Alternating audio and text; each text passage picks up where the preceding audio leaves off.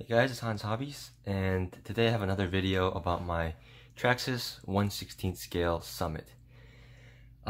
This thing has been awesome.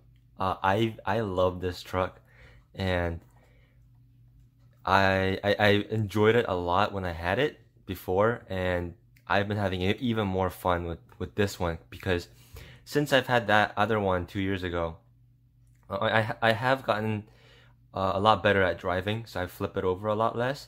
Plus, a little bit of the modifications I've made and stuff like that also help a bit. I did talk about this truck in a previous update video that I had, but this is a video kind of specifically about my Traxxas 1/16 scale Summit. Since that is very long to say, I'm gonna just keep referring to this as the mini Summit now, which a lot of people do anyway. So this is kind of my first video log of the progress with this thing because I want this thing to perform a little bit closer to the big Summit, the original 10th scale, 8th scale Summit. So what that means is I want it to be able to just bomb around the track and just general bashing on the field and stuff like that, like the Summit can, while also being able to keep up with some trail trucks and crawlers on some trails or rock crawl courses and stuff like that. And one of the steps I made to get it there was, one, change out the motor. So let me take the body off.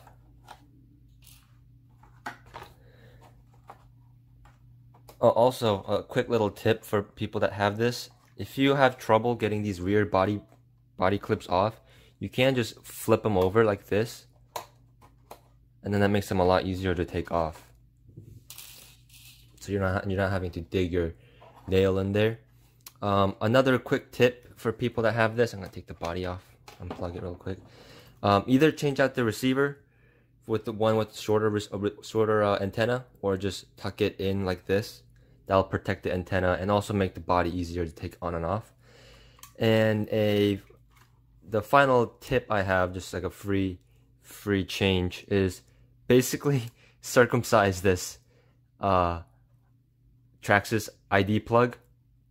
It usually has like a shroud around here. Just cut that off. That makes it a lot easier to unplug and plug in the battery, and allows you to plug in like aftermarket Traxxas plugs as well. So that's what I usually do with when I have Traxxas stuff. I just cut that shrouding off. But taking it off, you can see I have the Traxxas Stinger motor on here, which is their just basic closed-end bell 20-turn motor. That used to be their RTR motor before it got replaced with the 550 Titan 12-turn. Well, I put this in there because, one, the Titan motor is a little bit too fast for this truck, and two, it's really heavy, so it makes the truck very top heavy and makes it flip over a lot. This is still really top heavy, just as a virtue of its design, but it does lower the weight a little bit compared to the stock motor, and also lowers the speed a little bit more. So it is still fast enough to go around the track, but now it's slow enough where you can go around the trails a little bit easier. It is a little bit too quick still. It is still a little bit jumpy. I still need to mess with the gearing a little bit. Maybe put in a smaller pinion gear. But I have to kind of experiment with that because I need to find a good balance where it's slow enough to crawl without being too jumpy, while also being exciting to drive on the track, which is a hard balance to meet. So that's something I still have to mess around with. But the Stinger motor, I am really happy with the Stinger motor.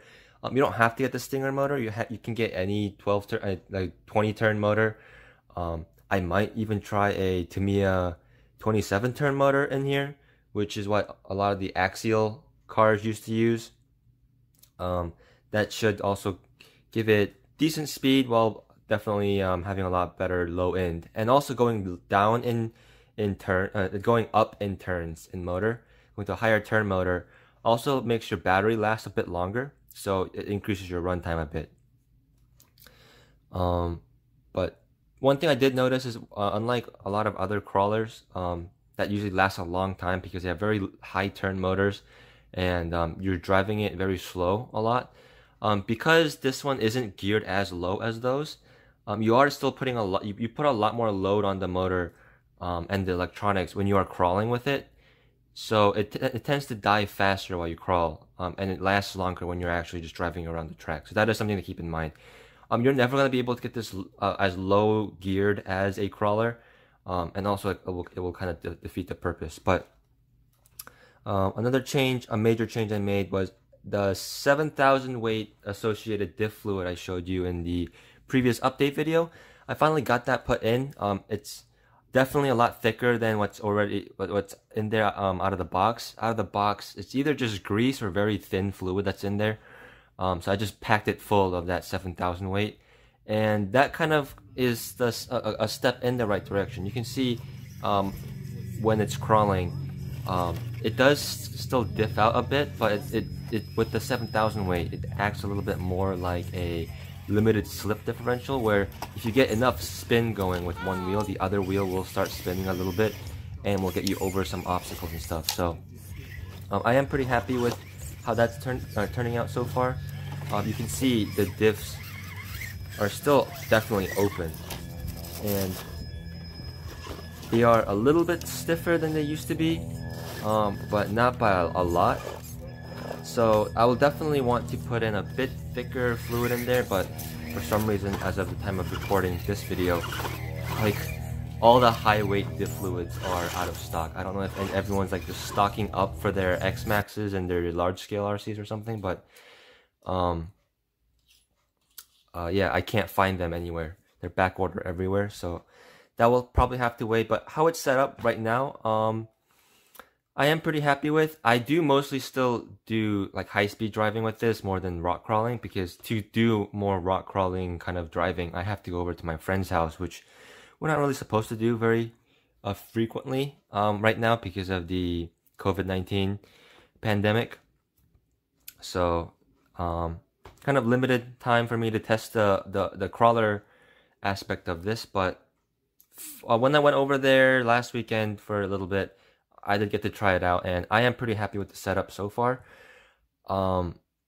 It's not too different from stock, but it definitely is able to spin the other wheel a little bit more often than stock, and that's pretty apparent from the running footage. Now, another thing that definitely helps is the Saebox servo.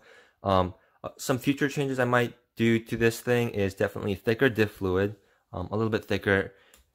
Maybe I'll go with like 10,000 weight, or maybe like 15,000 weight fluid. Maybe that'll be thick enough. And then the Saebox servo, the Metal Gear, the servo, this works really well, but it still kind of struggles to turn these big tires a little bit, especially on rock crawl course.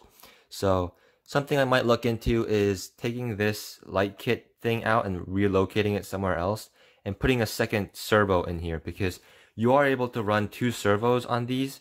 You can see here, it's set up just like the big E-Rero and the Summit, where it has the linkage here still. So all you need is a second servo and the steering link kit, and you can have it do dual steer. So that's something I might look into, just to increase the steering power a bit. Like I mentioned, I might mess with the gearing a little bit to get it geared a little bit lower for the crawler driving. Maybe mess around with the 27 turn motor. But other than that, suspension setup, this is a stock suspension setup. All I've done is put a little bit more preload in the bag so it doesn't squat back as much. And the stock suspension has been really good for what I needed to do. So I haven't really messed with the suspension a lot. I might put thicker shock oil in there, but other than that, I am pretty happy with how this thing is set up. So that's just a quick little update and log of what is quickly becoming one of my favorite RC cars to drive. Out of all my cars that I have, this is the one I go to drive the most often recently. So definitely a lot of fun, and I'm gonna have a lot of fun tinkering with it and showing you guys the progress. So if you guys enjoyed this video, please give me a like, comment down below, subscribe, all that good YouTube shenanigans. And as always, thank you guys for watching, and I'll see you guys next time.